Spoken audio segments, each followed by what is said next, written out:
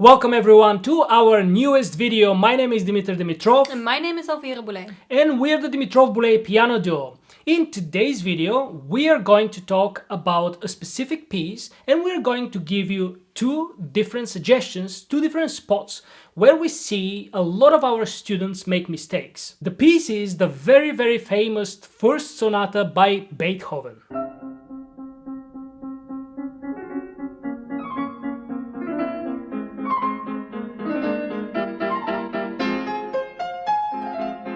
Anyway, there is nothing really to talk about here on this spot. We're going to move to the piano now and get immediately to these two spots that we want you to pay attention to. Especially if you're going to play this sonata, most likely this will be two spots because in our experience they really come 99% of the time.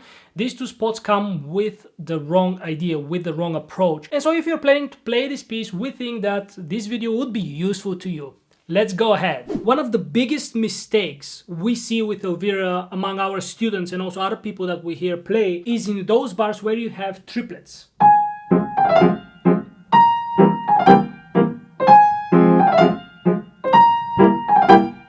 Etc. Especially later on when it comes in bars 10 and further.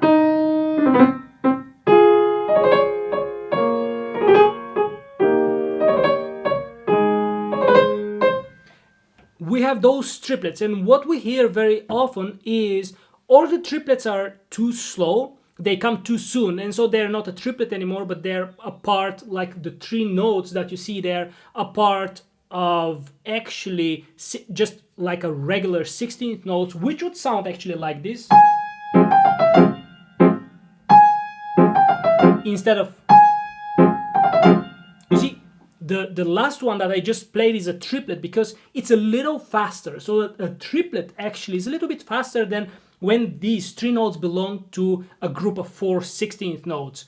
So that's one of the mistakes. We hear actually those triplets being a little bit too slow, and that's just because of fear of not being able to play it quick enough. Now we see also the other problem, and that's the triplet being way too fast. And with way too fast, I don't mean just play it properly way too fast. No, it gets actually really blurry. Something like this. I'll try to imitate it. Or like in the last moment, students try to play this in the last moment, which also doesn't work. The bottom line here is what I want you to understand is to figure out what a triplet is supposed to sound, a triplet of 16th notes. What is it supposed to sound like in the tempo you're playing? Because in a different tempo, the speed also of the triplet will be different. And the first thing I want you to compare is when you put the metronome is to figure out what's the difference between regular 16th notes and a triplet. So you can actually play the difference. You can do both versions. This will be regular 16th notes, so you remember that you shouldn't play it like this. You see, this is very regular.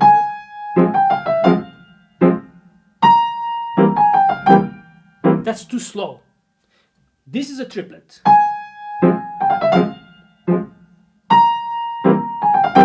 So the triplet comes a little bit later. You just have to shift it a little bit later and play it a tiny bit later than regular 16th notes. That's one thing that you can figure out by yourself if you can, or with your teacher. Now, the other problem which I mentioned, if you play the triplet too late, that wouldn't be as big of a deal if your triplet is clear enough.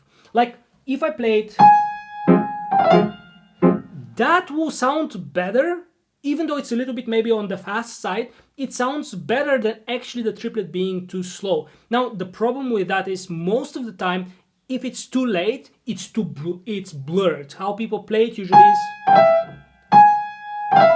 like they cannot articulate it even. Because if I play it like this, I still can articulate it, but most of the people who start with this piece, they aren't ready yet to play it that quickly, and they try to do it really fast, but it's blurry. So we hear something like that. And that, of course, isn't good. So if you have to choose, I would rather you play it too fast but clear than actually too slow. At least it's still in the character of the piece. Anyway, so you get the point. So this is very often what we see with students, with people who play this piece.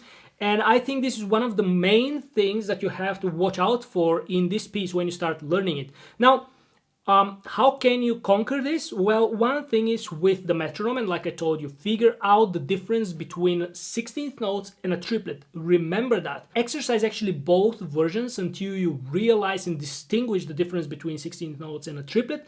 And after that, I think one of the main things that we see is people wanting to play this piece way too fast, way too soon. Instead of keeping some nice tempo like...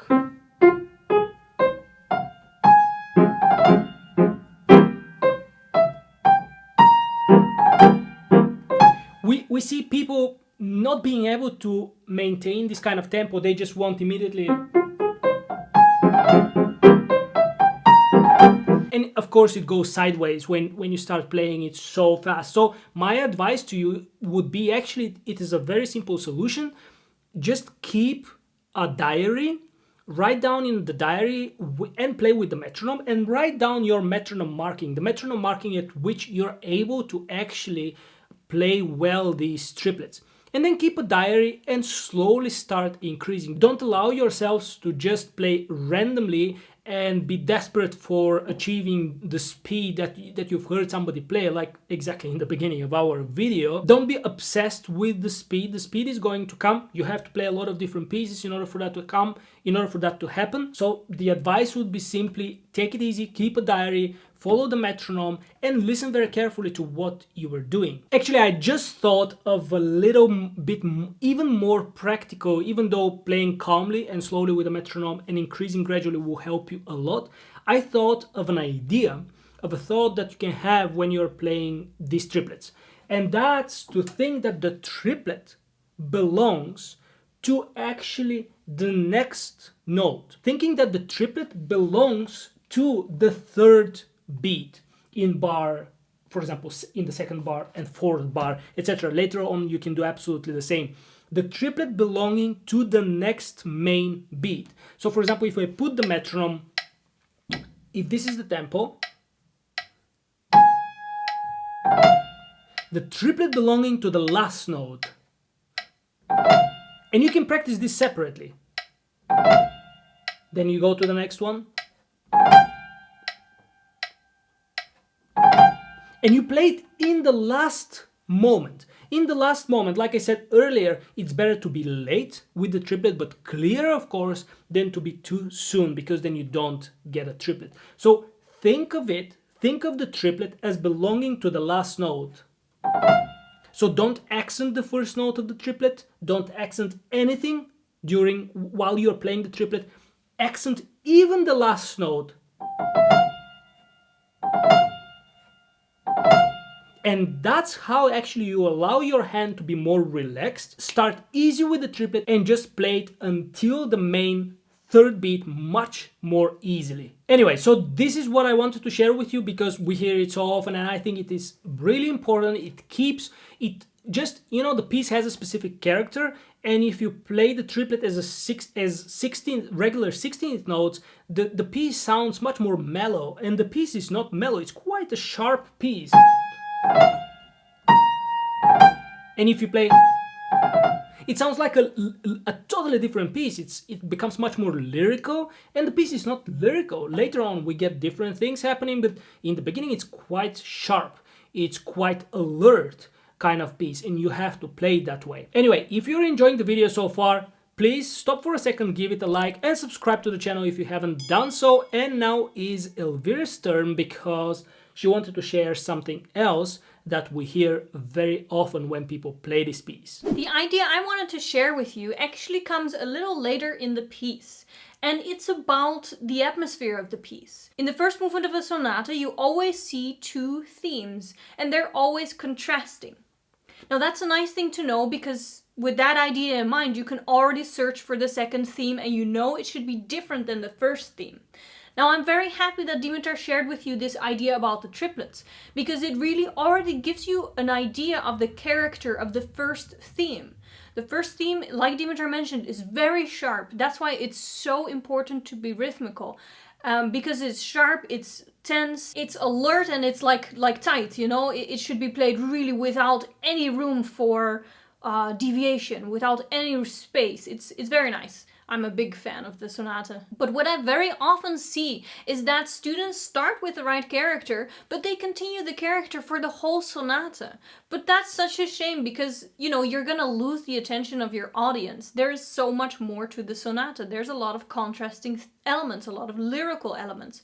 And in order to make the sonata really alive, you need to spot those elements and really change the character. So what I like so much about music is even if you don't have a natural feeling for the contrast of this second theme, even what they call musicality, even if you don't have a natural feeling for it, music is so logical, so all you have to do is analyze. So let's take a look. We see in bar 20, instead of the staccato of our first bar, there's staccato. Instead of this staccato, we see a longer line of legato. So this already indicates something different is going on. We're not having the staccato anymore. And now let's look at the left hand, because that's the right hand, right? That's our melody. Let's look at the accompaniment. In the beginning, we're having these chords. You see, this really fits this sharp character. But if we look in bar 20, we're seeing a tremolo. And a tremolo always indicates movement instead of just one and the same. You see, that creates less movement than... always creates movement tremolos. So you already know, like, we're flowing more. We have a longer line, we have legato instead of staccato, and we have a tremolo, a broken octave, which creates movement, instead of just chords. So here we can already spot, even if we didn't naturally understand that the character was different, you just take a look at the music, it's all there, it's all written in the score, so we're already understanding the character is different. So now that we know that the character is different, that's an important step because you can already change the sound of your music. I also would suggest that you add a little bit of pedal so that you give it a bit of a more mysterious kind of feeling.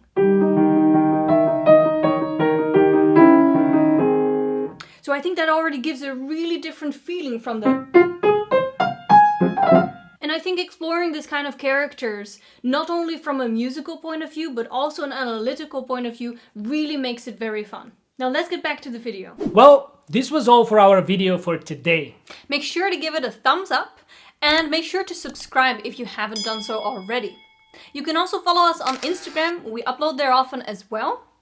And we have Facebook also now, so make sure to befriend us. Anyway, thank you so much for watching. For us, recording this video for you was a great pleasure, and we'll see you next time.